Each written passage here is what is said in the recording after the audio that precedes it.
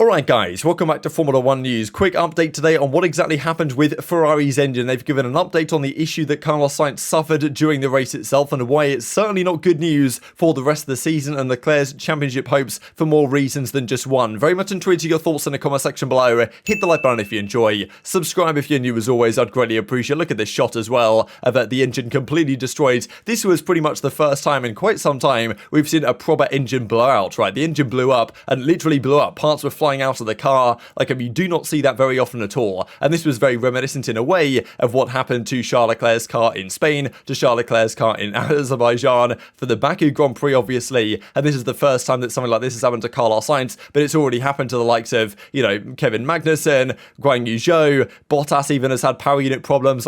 Pretty much every car that's Ferrari powered has had some issue somewhat like this. And obviously the explanation is very important because it's hurting everyone right now that is Ferrari powered, and even Charles Leclerc as well. Even if his car doesn't blow up, the fact that Sainz isn't getting points here means that Verstappen gets more points, especially in the race in Austria, and that obviously has a big impact as time progresses, especially due to potential engine penalties, which are certainly going to be happening more and more as a result of this. And even Kevin Magnussen said after the race, I believe he had some sort of misfiring issue early on, the engine didn't fire properly, it sounded a bit weird, and he was praying through the entire Grand Prix, praying to God it wouldn't blow up, right? Imagine that, if 5 laps from the ends, Magnussen engine gave up the ghost on the Ferrari powered Haas, and then Leclerc's checking his wing mirrors the whole time for the end of the race. That would have been quite something, right? But eventually the engine does survive, but does make you think, right, that this is only one of potentially many Ferrari engine DNFs to come through the rest of the season. So they've explained some reasons why. There were some thoughts on exactly what went wrong with the engine, as in okay, what parts could be damaged as well? Is anything actually going to be able to be saved after this fireball? There was some talk about, okay, the ICU for sure is dead, the MGUH, the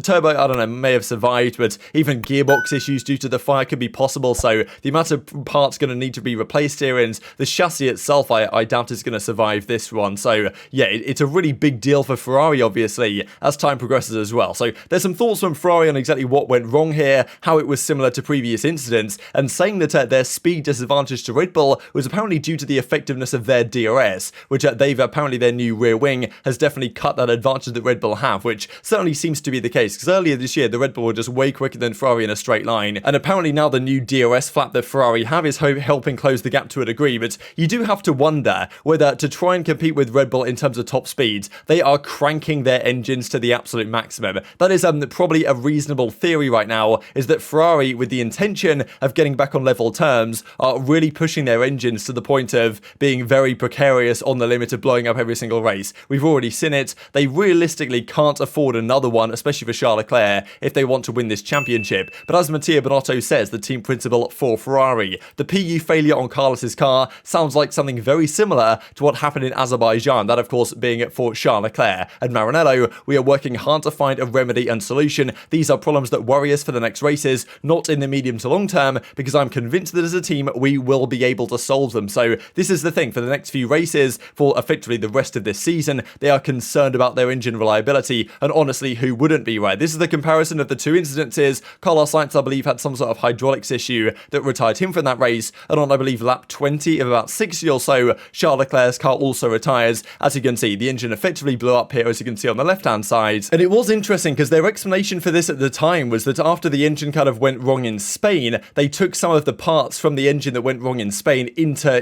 this event in Azerbaijan, and therefore kind of the mishmash of parts didn't seem to work too well. But for Carlos Sainz's car here, that surely shouldn't have been the issue, right? So certainly a bit scary. This is what it looked like from the kind of onboard rear-facing camera back in Azerbaijan, and this is what happened here, of course, in Austria. And I mean, a very similar incident, right? It looked almost identical with the smoke coming out the back. This was more dramatic, right? Because I mean, there were things flying out even the side of the car here from the engine bay. It did completely go kaput, but effectively saying that the reasons that caused the issue in Azerbaijan could well be the same reasons that caused this issue right here. And as it goes on to say, we have a very high performance power unit, and this makes me hope for the future when we have found a way to make it reliable as well. For interventions of this kind, you need time, have to design new components, produce them, homologate them for reliability. A few weeks are not enough. In the short term, we will try and manage it in terms of mileage, right? This is rather interesting, saying that, look, we effectively just have to take the risk that our engine will explode, have to try and manage the engine in terms of the amount of mileage it's going to do. Of course, Charles Leclerc has a couple of power units in his pool, but he really can't afford another mechanical DNF. That certainly seems to be a risk. So they're going to have to think about what they do for their power units in terms of what they use in practice and qualifying sessions and stuff like this to try and limit the mileage, and then hope they can last the race distance and say that it's not just a few weeks, it might well be a few months. So who knows if in a couple of months time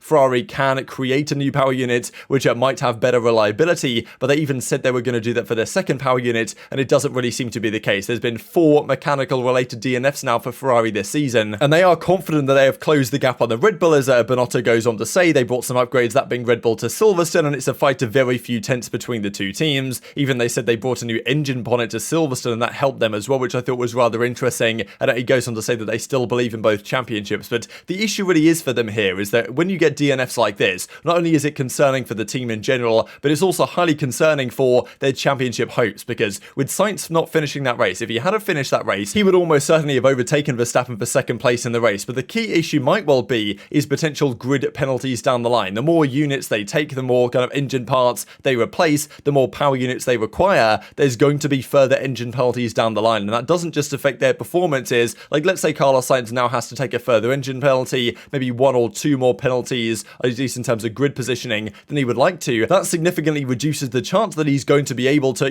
get P1, P2. Right? Let's say Leclerc is absolutely fine for the rest of the year and has no issues, which seems rather unlikely, but even if that was the case, a 1-2 every race for Leclerc is not necessarily, too convincing in terms of overhauling this championship disadvantage. They realistically need Sainz to be there with Leclerc to help from a strategical perspective, and also to, beat Verstappen in some races, reduce the amount of points he gets, and if there are further PU issues and penalties, that makes it ever harder for them to achieve exactly that, right? So that's kind of the key issue that they're going to have to deal with, but they do believe that the issue they had in Azerbaijan was effectively identical to what happened here, which is, I think, a big concern, because after Baku, they said, okay, we're going to look into it and find a solution, and then several weeks later, it's all of a sudden the same thing happens again. Who's going to say it's not going to happen to Charles Leclerc the next race out in France? Like, I mean, look, it'd be tragic for Charles Leclerc, but you wouldn't really put it past the team for plan E equals explode right now, and that's the thing. They currently trail in terms of the constructors' points by, 56 or so points. That's a lot to overturn, and it's not going to be overturned if they keep having these DNFs. If anything, Mercedes are the team that is not out of the question to still get second place in this year's Constructors' Championship, right? And just looking at this as well, this is driver retirements. The only driver to have taken every checkered flag so far this season is, of course, Lewis Hamilton in the Mercedes. Everyone else has had at least some DNF, and Ferrari pretty much leading the way. I mean, look at the DNFs right here. We've got Austria, 2 in Azerbaijan, and the Spanish Grand Prix as well. That's 4 DNFs related to mechanical issues. Then Alfa Romeo also have 4. That's Ferrari powered. Haas have 3. I mean, I guess this is kind of drivers each, right? So Leclerc's here with 2 DNFs. Sainz has 4, but